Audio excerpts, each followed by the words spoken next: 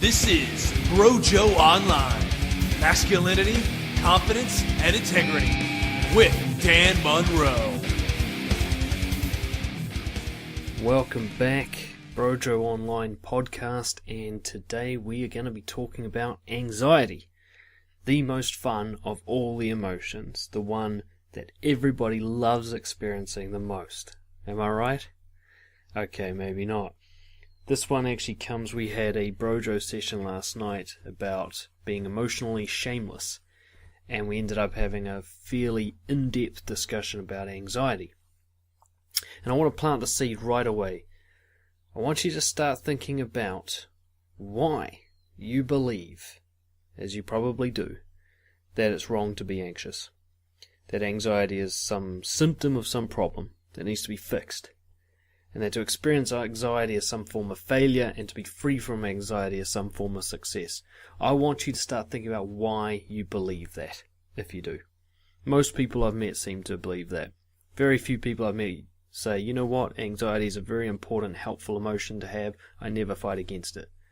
Very few people say that. But I'm one of those people now. You know, I wasn't for most of my life. For most of my life I considered anxiety to be a form of suffering, and suffer I did.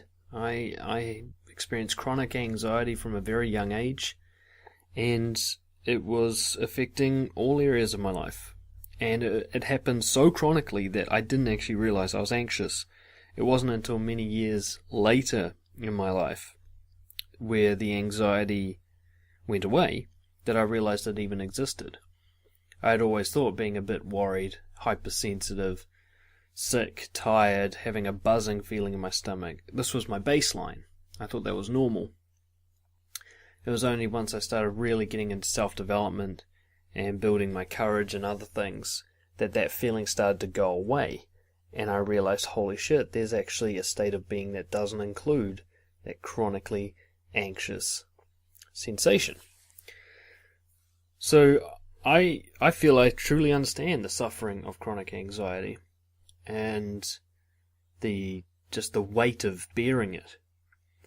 And yet, even after 2+ decades of experiencing anxiety on a chronic level before it was resolved, I still believe it's a good thing to be anxious. And this podcast we're going to be talking about why I believe that. But I want to have a look at your beliefs first. I want to have a look at your emotional shame. Now, to recap, when I use the word shame, my definition of that is when you attach the concept of wrong or bad to something which is true about you. So shame is when you attach the concept of wrong or bad to something which is true about you. So if you have anxiety, if that's true about you, and you think it's wrong to be anxious, you've attached shame to anxiety. You know, if you're feeling nervous and you think, I shouldn't be nervous right now, you're attaching shame to anxiety. So I want you to start to think about where this began. Now, a lot of people believe, and it came up last night in the BROJO session, they believe that they think of anxiety as being wrong or bad because it's unpleasant in the way it feels. And we'll talk about the symptoms in a moment. But a lot of people, they seem to believe that the reason anxiety is bad is because it feels yuck. It's a feeling that they would compare as being worse than other emotional sensations, say like calmness or happiness. But I'm going to challenge that today. I don't think that's why you have a problem with anxiety. And I want to start by having a look at when you experience other unpleasant sensations and you don't consider it to be wrong or bad, and you don't shy away from it. My favorite example is the feeling of muscle burn you get when you're at the gym or doing some other form of strenuous exercise. So you've got that weight above your head, the lactic acid is building up in your muscles, and it hurts like a motherfucker. But you don't go, well, I'm not going to the gym again. For many of us, you actually embrace that feeling, don't you? You know, that feeling is proof that I am growing. That feeling is proof that I am pushing past my comfort zone limits. It's kind of a good kind of hurt, isn't it? It's a hurt that you embrace on a regular occasion throughout the week. You actually look forward to it. And yet, if you were to walk down the street and suddenly get that lactic acid burn, you'd be terrified. You'd think you need to go to hospital. It wouldn't make sense to you. That same exact feeling that you get when you're lifting that last set, you'd think was terrible if it happened to you outside of the gym or the exercise context. Now that feeling is really unpleasant in and of itself, and yet you've got no problem with it. You don't shame that feeling. Think about other times where you experience something unpleasant, but you don't think of it as bad or wrong, like being sad at a funeral. It's unpleasant to feel sadness to some extent in terms of the physical sensations and the mental thoughts associated with sadness. We wouldn't say, yay, I hope I'm sad all the time. But in the right context, at least in your own subjective perspective, you would think, well, if I'm at a funeral for my best friend, it'd be weird not to be sad. I'd think it was wrong not to be sad. I feel appropriate being sad in that moment, and while it's not pleasant, I welcome it. It's a grieving feeling, it's a tragedy, it's a reflective feeling. It allows me to really connect with the person who's passed on and move my way through the grief process. And it shows me that that person meant something to me and that I had a real connection in my life. So your argument that anxiety is bad because it feels bad, you will be able to find exceptions that show you that something feeling unpleasant does not mean it's wrong. And it's so often you can feel something that's unpleasant to feel, and yet that's entirely the most appropriate way to be feeling in your mind for that situation. So I want you to just digest that for a second. Your problem with anxiety has got nothing to do with how it feels. If that was true, then anything that felt unpleasant, you would have a problem with. But you know that's not true. So if it's not about how it feels, what is it about? Why do we have a problem with anxiety? Why is it that as soon as someone's a little bit nervous or anxious, we label it as a fucking mental disorder and start medicating it? Why is it that we look at an emotional sensation that everybody except for full-blown pure psychopaths feels? Think about it. Who out there doesn't experience anxiety? Now actually this isn't just a hypothetical question, because when I work with clients, of all the emotional states, the one that makes them feel the most alone is anxiety. And not alone as in the feeling makes them feel disconnected from others, but the idea that they're the only one who feels this way. So often when somebody talks about being angry or sad or whatever, they're happy to talk about that in the sense that they know other humans regularly experience these emotions too. There's much less shame attached to those emotions, though there's still plenty. But when it comes to anxiety, time and time again, what I hear from my clients is this concept of, it's just me that feels this way. Now this is interesting. I was thinking about this today. If I look at a movie, or let's say we'll take a real popular program like Friends, right, a TV program, you'll regularly see a lot of emotions being expressed, but very rarely will you see anxiety being expressed. Think about it. Now, I think this is just my personal experience, but just think about it. How often do movies show you someone being really nervous and anxious? It just doesn't really happen, does it? It certainly doesn't happen in a positive light. Yet you'll see them having anger tantrums, you'll see them having sadness and grief, confusion, fear, but not quite anxiety. They're sitting there feeling sick, worrying. They don't really show that one very much, and they certainly don't show it in a good light. So, I want you to start thinking about the idea that one of the reasons you have a problem with anxiety is because you've managed to convince yourself that it is somehow rare to experience it, that experiencing it puts you in the out-group. Do you believe that? Do you think that when you're feeling nervous and anxious, that it's wrong to feel that way because others are not feeling that way in the same situation?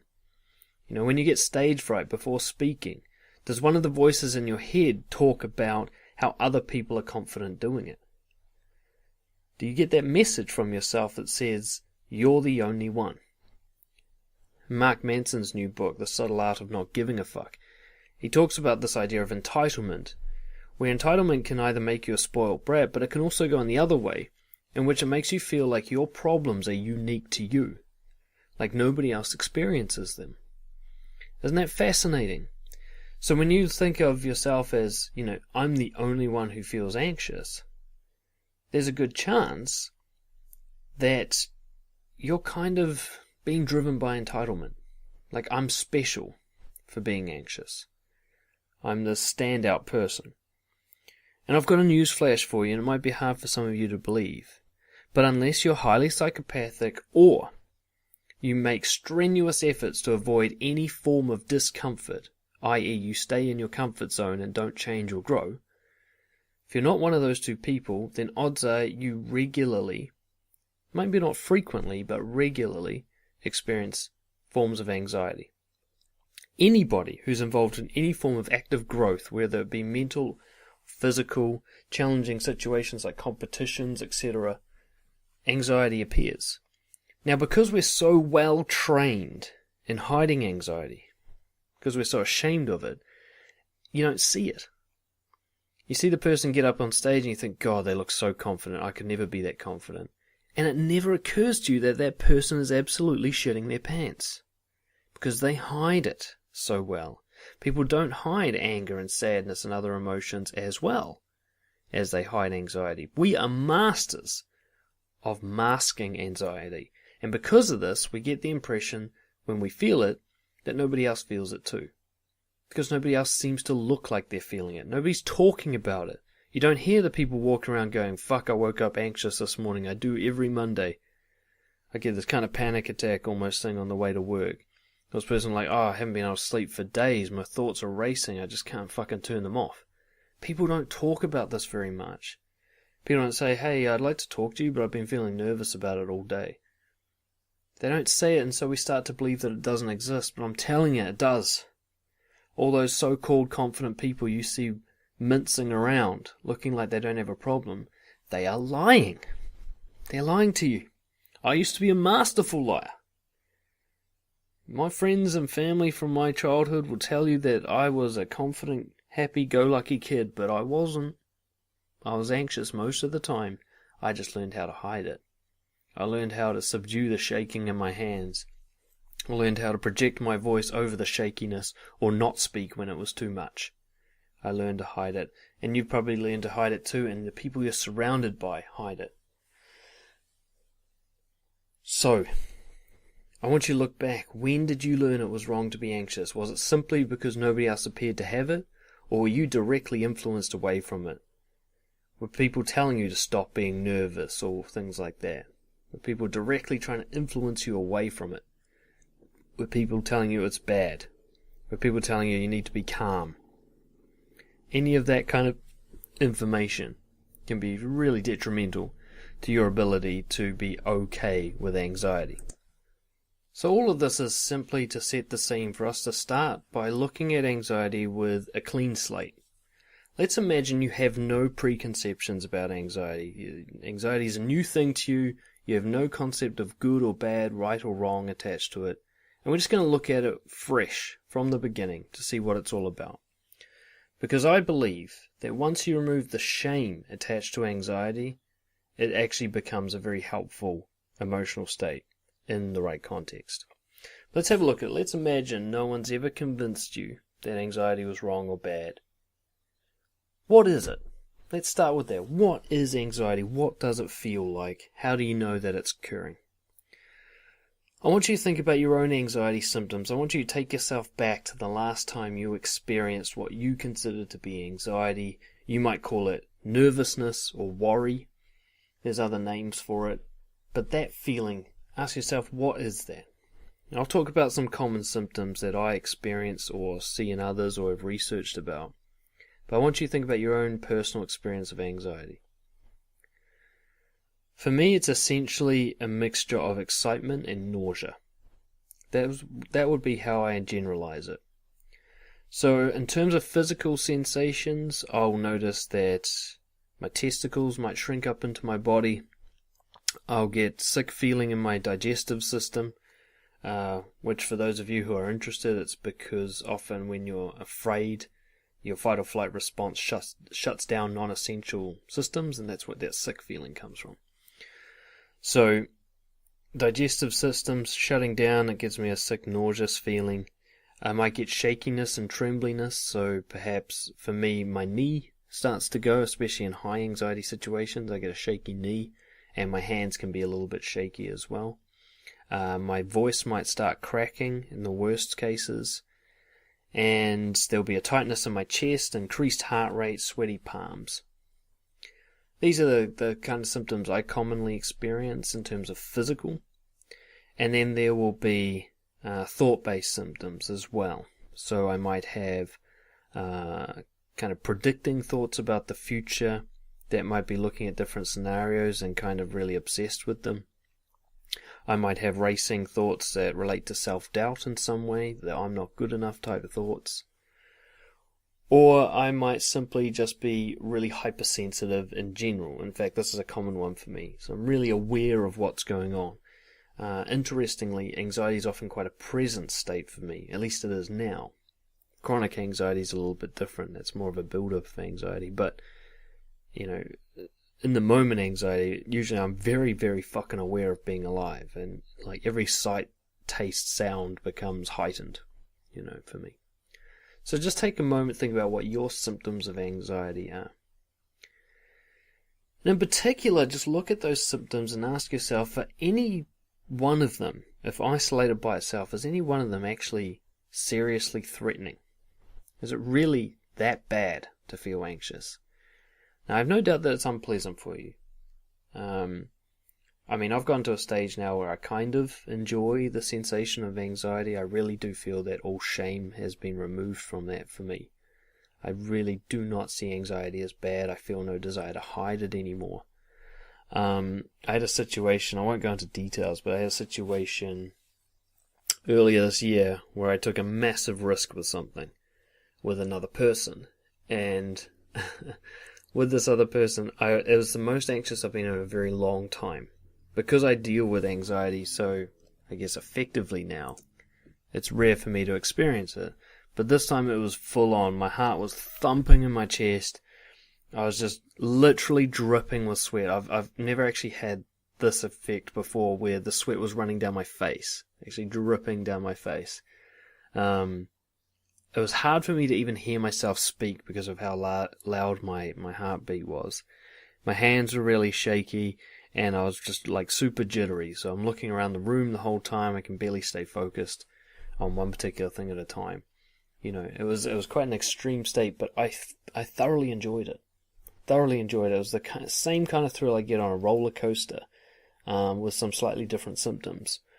But I couldn't have been more alive. I was so connected to the present moment through that just extreme emotional and physical sensational experience. But yeah, so take a moment to think about what anxiety is for you, what it feels like for you.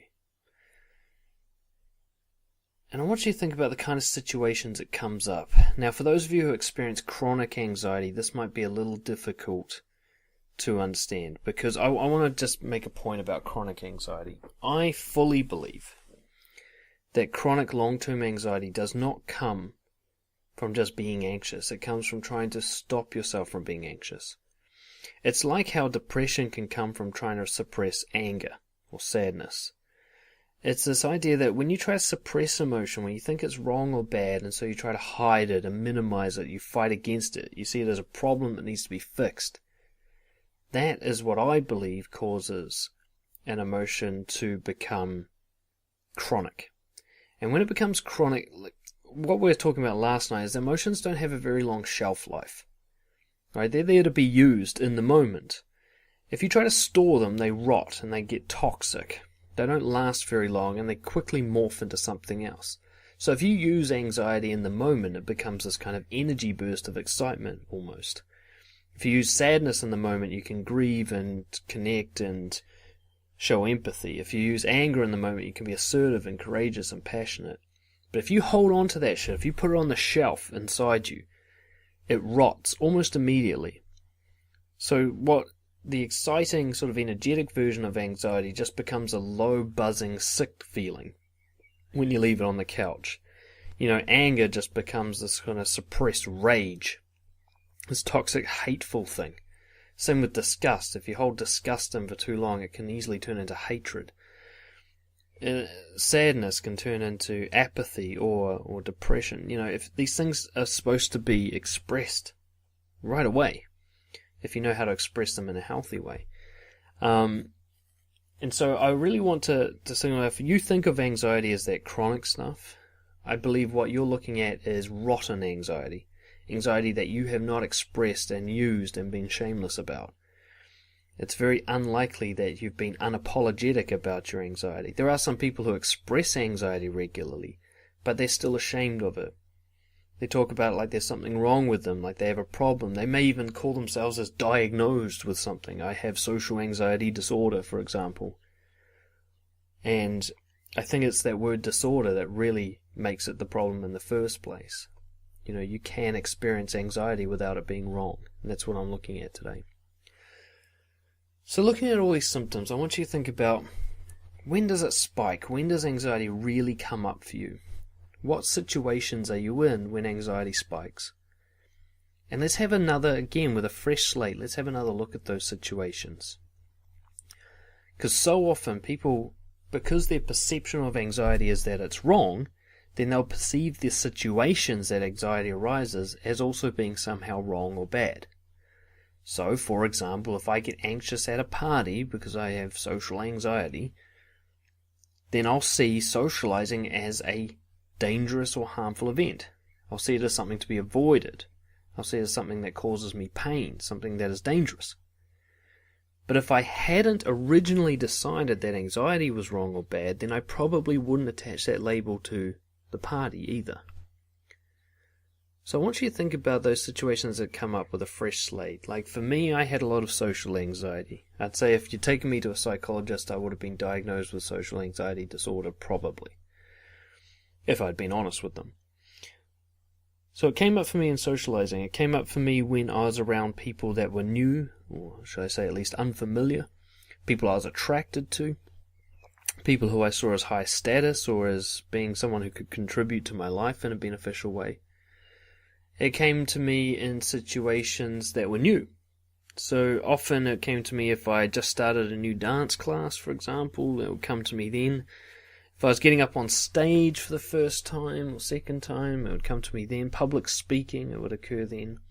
Taking a risk with something, it would occur then. So if we look at these kinds of things, I want you to think about the ones where it comes up for you. I want you to have a look and ask yourself, if they weren't bad situations, what else were they? When I look at socializing, and I look at new activities, and I look at taking risks, and I look at pushing my comfort zone, these all have one thing in common, and that is they are important for my growth.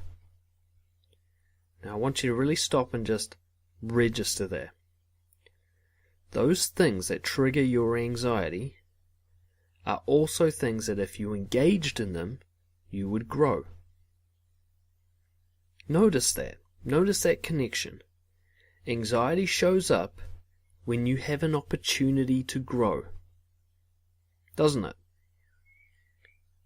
Now, as opposed to being afraid for your physical safety. So you might say have anxiety when you're walking through a dark park late at night. And I want to separate and compartmentalize those experiences as more fear. This is your fear kicking in, going, hey, you're at risk. There is a physical threat to your existence right now. So there's those situations, you're stuck in a dangerous place, you're going into something new that has physical threats and hazards. I want you to separate those aside. Those are not the same as meeting new people, public speaking, trying a new dance class, starting your own business.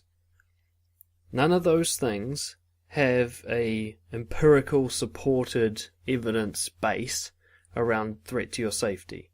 Starting a new business isn't going to kill you, right? Meeting a new person isn't going to kill you. Running through Central Park late at night with no lights as a young woman by yourself, yeah, that's risky, right? So There's a big difference. I don't want you to think of anxiety as always being there is a physical threat to my safety, because that's only a small segment of fear. The rest of it, I really want you to look at it, only comes up with the uncomfortable and unfamiliar, aka opportunities for growth. So imagine, if you can, hypothetically, if you avoided any situation that made you anxious, how would it be possible to grow? How could you adapt, evolve, or develop if you avoided all situations that are a catalyst for anxiety? Just imagine, just for a second, if anxiety is the doorway to opportunity, that you go through anxiety to become a better person, and that is the only way to become a better person. The only way to improve yourself is to transition through the test and the challenge that is provided by anxiety. So setting aside the idea that there is a perceived threat, that you're actually at risk in terms of physical, measurable damage to your health. Anxiety is all about opportunity. I want you to think about situations that do not make you anxious. When we talked about this in BROJO last night, we found that there was two. One is situations you don't care about. Situations you don't care about don't make you anxious. So, for example, I might get anxious going on stage talking about something that I really want to talk about, like if this was a TED Talk, for example, and I really wanted to get on board. That would be important to me and I'd get anxious. But if I was just going to go talk and there was nobody in the room and nobody was going to listen to me and I was just doing it for no reason, I wouldn't feel anxiety. So in those kind of situations, anxiety actually tells me what's important and what's not. Now the second case is actually something I'm well trained in. Anxiety will not appear if I'm well trained and well experienced and have been exposed to. So I might get on stage like I do for my job. I'll get on stage and I no longer feel any major anxiety, but it's just because I've been exposed to a lot. I'm well trained. I might feel anxiety when I walk into, let's say if we go back to the threatening situation, if I walk into a bar full of dangerous characters, I might feel anxiety, but if I was a black belt in several martial arts, I wouldn't, because of the training and the conditioning. So anxiety kind of tells you what's important. If I'm going on a date with someone and I feel no anxiety whatsoever, it's either because I go on 100 dates a week, or it's because this person's not important to me, and my lack of anxiety is actually a warning that I shouldn't be going on this date. I'm not excited or thrilled to see this person. Whereas if I feel anxious before a date, if I'm nervous about going out to dinner with this person, that might be telling me that this is a person that I'm actually interested in. It's telling me this person is important to me. Now that's helpful information. It doesn't mean that I should be putting this person in a place of importance. It's just telling me that I have for further investigation. So if you're not anxious, it means you do not perceive a threat, which could mean you're being naive. Like if you're running through the park thinking no one's going to touch you, it could just be naivete. If you're not anxious, it could mean that you don't have any importance attached to the situation. So you have to ask yourself, why is it not important to me? Why am I still doing it if it's not important to me? Or you're very well trained, so it is important to you, but you've been exposed to this situation many times. You're conditioned and confident in the situation. So again, I want you guys to just come back to that concept. That fight or flight type anxiety response, it's a doorway to an opportunity. If you go through that doorway, you are going to grow, either in wisdom or skill or experience or values or understanding. Something's going to grow if you step into that anxiety. That anxiety is there to provide you with everything you need to take that opportunity. If I go into a big job interview and I'm not anxious, I might come across as bored or disinterested. It will actually reduce my opportunity there. But if I go anxious, I'm hyper vigilant. I'm like, look, I'm here to fucking perform, but I'm not ashamed of the anxiety. If I actually say to them, look, I want this job so bad that I'm actually pretty nervous right now. You can see the sweat on my palms, like this is important to me. If I actually say that to them, I've definitely increased my chances of getting the job, believe it or not. And I have tested this theory, by the way. Anxiety is giving me everything I need. It's giving me the energy I need to participate fully in this opportunity whilst being vigilant to risk. That physical sensation that you attach with anxiety, it's both energy and vigilance, isn't it? You're in a new situation, you don't know what the fuck the risks are, you don't know what's going to happen, so you've got that hypersensitivity, hyper-awareness to protect you. And you've got the rush of energy to your brain and your muscles. You're ready to fully get involved in this thing and make the most of this growth opportunity, right? Fight or flight response. It's so funny, we think of it as meaning stop or run away. But what if it means act? What if it's like, here's some energy. This is what you've been saving your adrenaline for. Here's all the power you need to make the most of this. Imagine if that thing that we call anxiety is actually a power boost for growth. What if we've been looking at it wrong this whole time? We've been seeing it as a problem because it's unpleasant. For any of you who have taken drugs, it is unpleasant to take a stimulant and then sit still, isn't it? If any of you have tried speed or ecstasy or anything like that and then been forced to do nothing, it's very uncomfortable.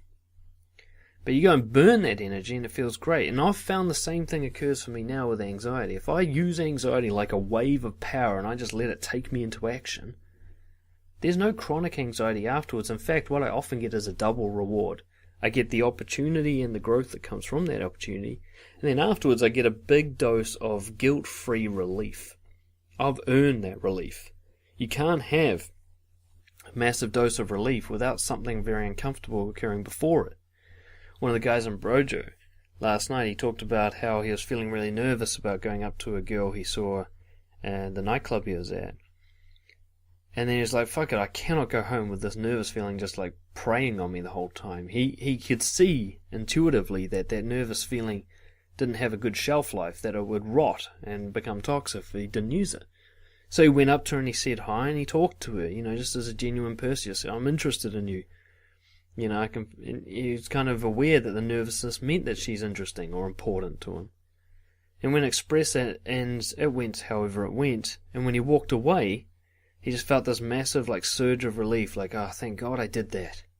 And you can only get that fantastic feeling when you've earned it. And you earn it by acting on anxiety. So to summarize, a new way that you can look at anxiety is that it's awesome.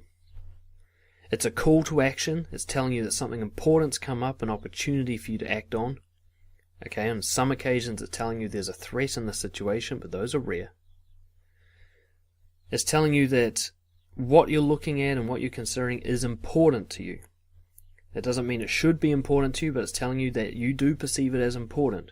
It's giving you that information, very helpful information. It's either telling you need to act on this because it's really important to your values, or it's telling you need to reassess why you've made this so important, because it's not. It's giving you all the energy you need to deal with this situation. It's giving you the energy to act, to take the opportunity to make the most of it. And it's giving you the vigilance to be careful in an unfamiliar situation. It's giving you all the kind of security you need to get through a new situation where you're going to have to adapt and evolve when you don't yet have the tools and the preparation and the experience for that situation.